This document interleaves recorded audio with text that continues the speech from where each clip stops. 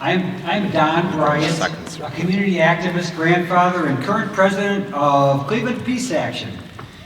I want to express my deep appreciation for Ramaz, Ali Faraj, Mark, and the owners of this fine establishment here today. Thank you for opening this up to us. And we also have some food donations from Holy Land. Thank you. And the other, and Assad's Bakery as well. Thank you.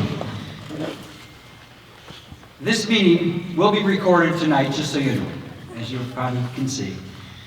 So I welcome you to this community circle where you have the opportunity to share your impressions, knowledge, feelings.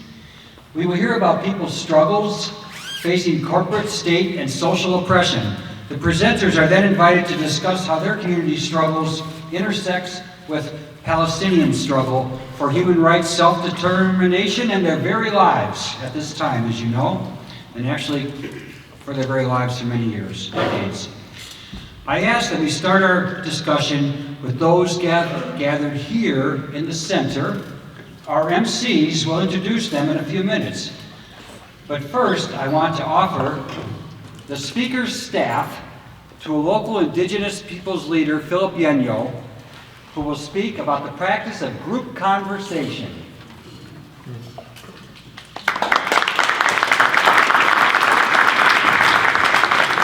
Thank you, Don. Thank you, Don.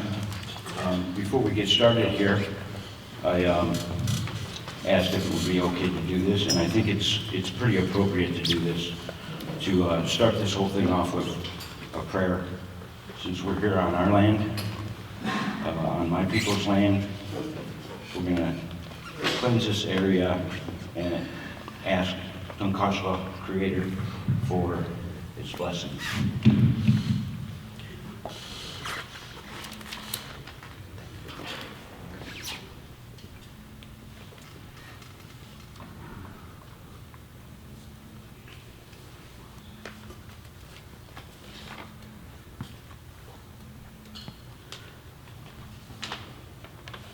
Oh, Tunkashla, Wankan, Tonka, Mani too. We thank you for bringing us here together. We thank Cleveland Peace Action for hosting this event, this talking circle. We ask you to help us go through this evening with an open mind and open heart. We ask you to allow us to have understanding of each other and help us to continue to love one another and respect one another, no matter what our nationality, our spiritual ways are.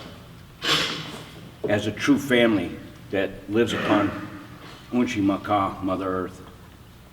Ooh.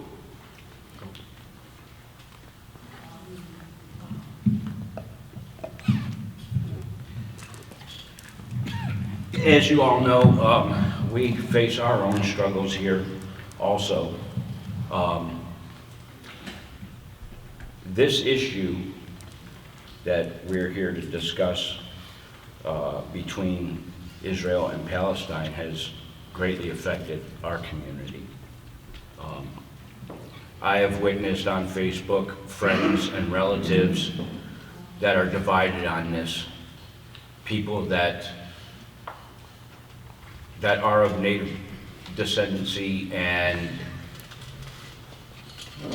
they're going back and forth between themselves, unfriending each other because of differences of opinion, instead of just accepting, you know, this is how this person feels. It's really quite sad that this is happening, and it's not just, you know, this happens all over the place, everywhere that colonialism has touched. And it's time that we stop this hatred for each other. The pain needs to stop. because our children are the ones that are going to be taking over for us. And if we continue to teach them this hate and discontent for each other, we're doomed. We are absolutely doomed as human beings. We need to come back and remember that we are all related. We are cousins. I sit back and I watch what happens on the news, and I hear the lies back and forth, or what I am being told is this is the truth, that's the truth. It confuses me. And that's what these governments, not the people, these governments are trying to do to continue to keep us divided. And it's sad that we allow them to do this to us. It's sad that they allow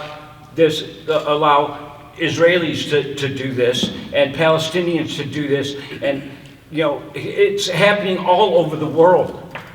And I don't mean to get into a political situation between, but this is all starting to come to a freaking head because of people like Trump.